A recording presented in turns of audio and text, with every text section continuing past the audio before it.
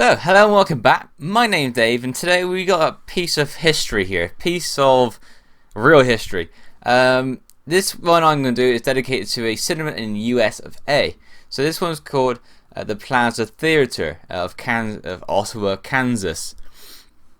Now, the first bit is a little bit odd. I've looked up some information, which I've written down here.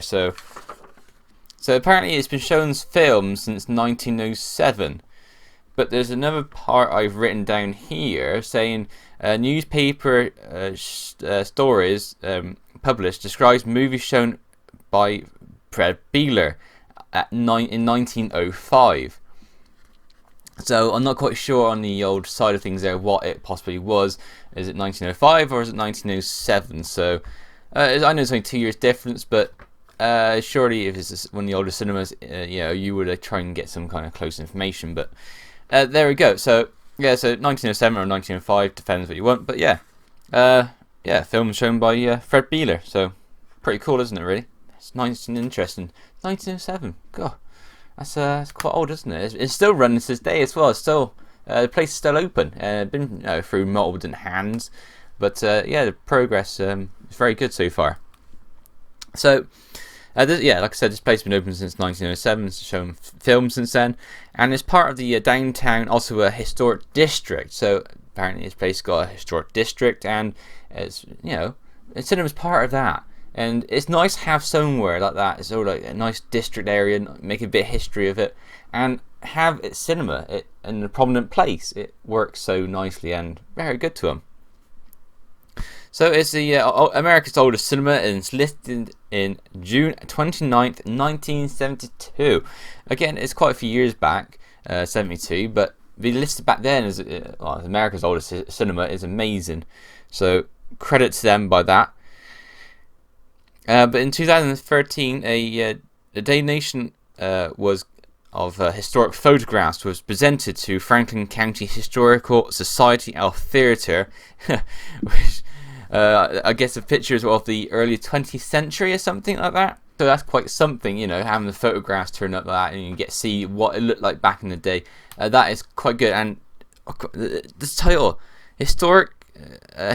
Franklin County Historical Society of Theatre. Now that is a cracking title, I do have to say. Wow, that is a sentence all by itself. That's crazy. But there we go. Things that happen, innit? So, I got to give him credit. Finding some photographs like that, it could not have been an easy job to do. It'd be nice, to have such a thing presented to you and able to go, wow, that's what I used to look like, or wow, that's what they used to show. It's quite marvelous and quite it's quite humbling, I suppose, in some ways you can say. So it's quite something.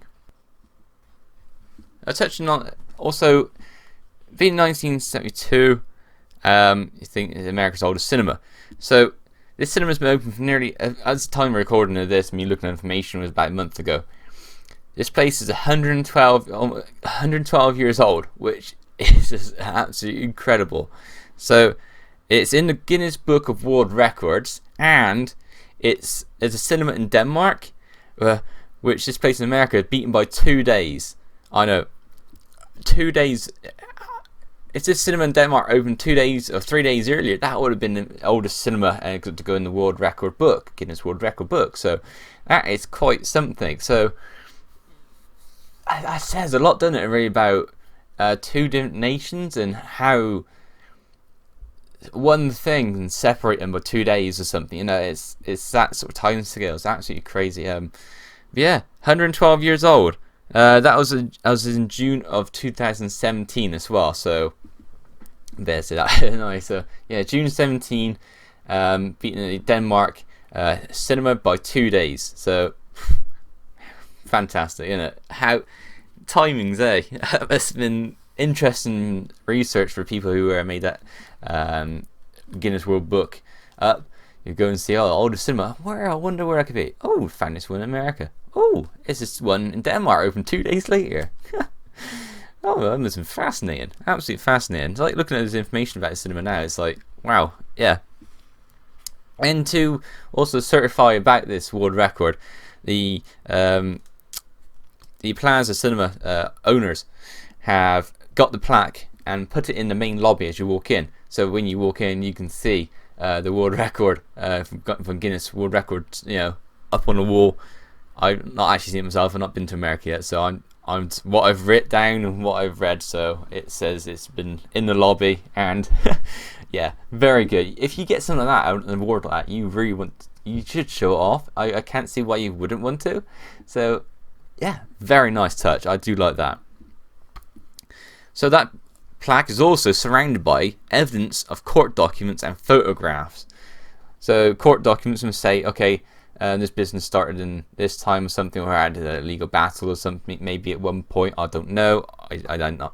All I found was that bit of information that's got evidence of court documents and photographs. Photographs are always a good thing. Photographs back in the day of 1907 or 1910 was very difficult to do and very expensive, and only the finest sort of people, I suppose, can get these sort of things, or the nicest sort of establishments. So yeah, to have something like that, some photographs surrounded it, amazing. It must, almost like a piece of history in itself, isn't it? So the Plaza Cinema has had several names along the years. I got a couple here. It used to be called the Bijou, Yale, Crystal Theatre, and it's also now known as the Plaza Grill and Cinema. So it's interesting why over years you would choose to change the name of the place.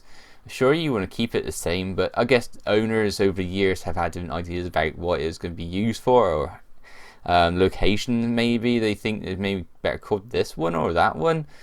I'm not quite sure. I can understand about the Bijou. Bijou. I don't know how you say it. Yale. It depends. Depends where you are, I suppose. A Crystal Theatre, I'm not sure about, but there we go. But the Plaza Grill, I'm glad they put the Plaza name back and added a grill, so nice steaks and burgers and nice homely sort of foods there.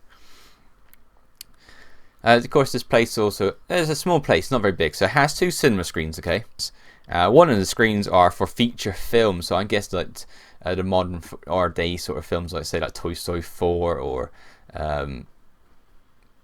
Fast and Furious or that sort of idea, so like things that people go to watch these days. Okay, yeah, makes sense to me, I suppose.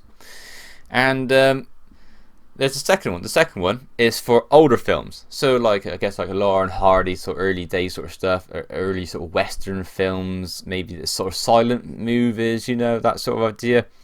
They also use it as part of like a history tour as well, so you get to know what sort of came up in those days, and they gave you that little sort of film. So yeah, I can go with that. So very good, very good. So while you're there's like what I've read, there is a memorabilia museum of dedicated like parts to different movies, so scripts, props, costumes from different films. So that's quite nifty.